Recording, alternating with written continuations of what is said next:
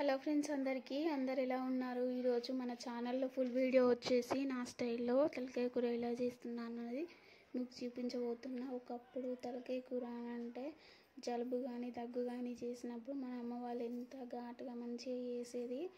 అట్లా కాకుండా కానీ నేను కొంచెం నా స్టైల్లో చూపిస్తున్నా. ఎందుకంటే మేము అంత ఘాటు తినము మా ఇంట్లో. మా ఆయననైతే ఇంకా అస్సలే తినడు ఘాటు ఉంటే.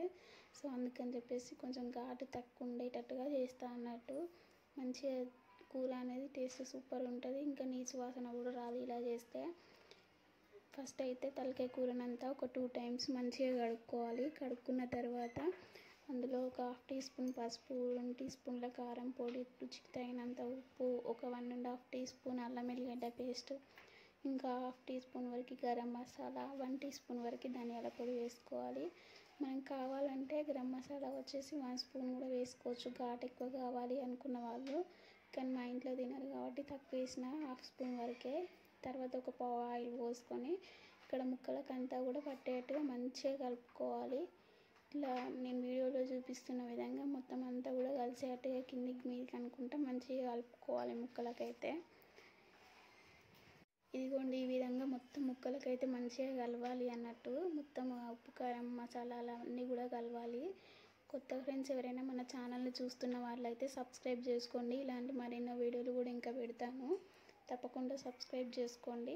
ఇక్కడైతే మూత పెట్టేసుకొని పక్కన పెట్టేసుకొని ఇక్కడ స్టవ్ ఆన్ చేసుకొని గిన్నెనైతే పెట్టేసుకున్నా. కుక్కర్లో వేస్తా ఎప్పుడైనా కానీ.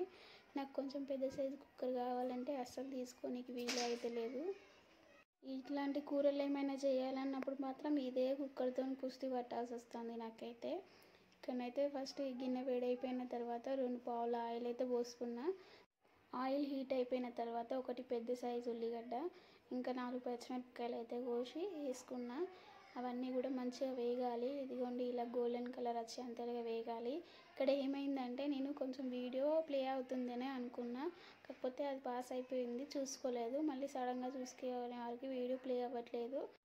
ఉల్లిగడ్డలు వేగిపోయిన తర్వాత ఏమైతే వేయలేదు. నెక్స్ట్ వచ్చేసి నేను కలుపుకున్న కర్రీ ఉంది చూడండి, మసాలాలు అవి కలుపుకున్నా కదా, ఆ కర్రీ అయితే డైరెక్ట్గా వేసేసుకున్నా. ఎందుకంటే పసుపు కానీ అల్లం కానీ అన్నీ కూడా ముందే వేసుకున్నా కదా కర్రీలా. సో అందుకని చెప్పి కర్రీ అయితే డైరెక్ట్ వేసేసిన ఉల్లిగడ్డల తర్వాత. మధ్యలోనైతే ఏం వేయలేదు, వీడియో పాస్ అయింది కదా, అందుకని చెప్పి మీకు కన్ఫ్యూజ్ అవ్వకుండా ఇలా చెప్తున్నా. ఇక వేసిన తర్వాత ఇట్లా రబ్బర్ లేకుండా కుక్కర్ మూతనైతే పెట్టుకొని ఒక 10 minutes వరకు అలా ఉడికించుకొని మళ్ళీ తర్వాత మూత తీసేసుకొని మొత్తం అంతా కూడా కిందికి మీదకి కలుపుకోవాలి. ఇలా కలుపుకున్న తర్వాత ఒక చెంబడు వాటర్ అయితే పోసుకున్నా.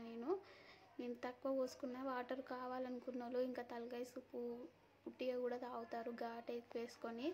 అట్లా తాగే వాళ్ళకి సూప్ ఎక్కువ ఎంచుకున్నా పర్లేదు, కానీ నాకు ఏంటంటే కుక్కర్ ఇది చిన్నది కాబట్టి పొంగుతుంది. సో పొంగుతుంది అని చెప్పేసి నేను కొన్ని వాటర్ పోసుకున్నా. ఉడికేంత వరకు అయితే సరిపోద్ది అని చెప్పేసి ఇలా వాటర్ పోసేసుకున్న తర్వాత ఇలా రబ్బర్ పెట్టి మూత పెట్టుకోవాలి. కుక్కర్కి రబ్బర్తో మూత పెట్టుకోవాలి. ఫస్ట్ రబ్బర్ లేకుండా పెట్టుకున్నాం కదా, ఇప్పుడైతే రబ్బర్తో పెట్టుకొని స్టవ్ అయితే మీడియం సైజులో పెట్టుకోవాలి.